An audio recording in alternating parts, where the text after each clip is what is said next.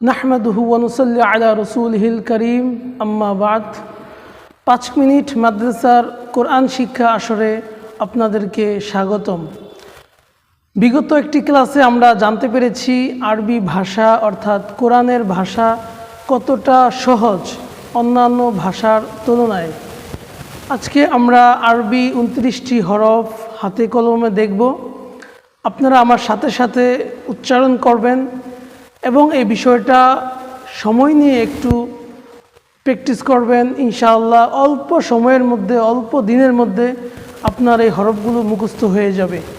আমার দৃঢ় বিশ্বাস বাংলা, ইংরেজি এইসবের যে হরফগুলো রয়েছে, অক্ষরগুলো রয়েছে, এটা অনেক বিজ্ঞ ব্যক্তিরাও লাগাতার সিরিয়ালে বলতে গেলে প্যাচ পুচ লাগিয়ে ফেলেন, কিন্তু আরবি যে হরফগুলো 29টি মাত্র হরফ, অন্যান্য হরফের চেয়ে, অন্যান্য ভাষার সংখ্যার চেয়ে অনেক কম এবং অনেক সহজ। একটার সাথে একটা মিল আছে এবং একটা ছন্দ আছে।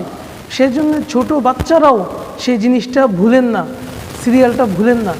বার্ধক্য বয়স পর্যন্তও সেই মক্তবের আলিফ বা তা সা যেই পড়েছে সেই পড়াটাই এখনও মুখস্থ থাকে আলহামদুলিল্লাহ। সেজন্য মনক্ষুণ্ণ হওয়ার কিছু নেই।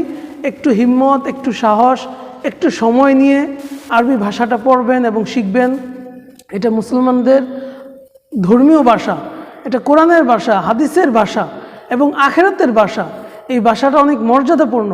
পৃথিবীতে এমন কোনো ভাষা নাই যেই ভাষাটা পড়লে সওয়াব হবে।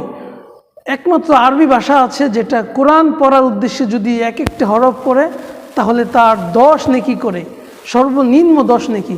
আর যদি আন্তরিকতা, শুদ্ধতা এসব নিয়ে পড়ে তাহলে আল্লাহ তাআলা আরও বৃদ্ধি করবেন, হাদিসের মধ্যে এসেছে। তো এখন আমরা দেখব আরবি হরফগুলো কিভাবে উচ্চারণ করে পড়তে হয় এবং আমার সাথে সাথে আপনারা পড়বেন এবং এটা বাসায় লিখে লিখে প্র্যাকটিস করবেন।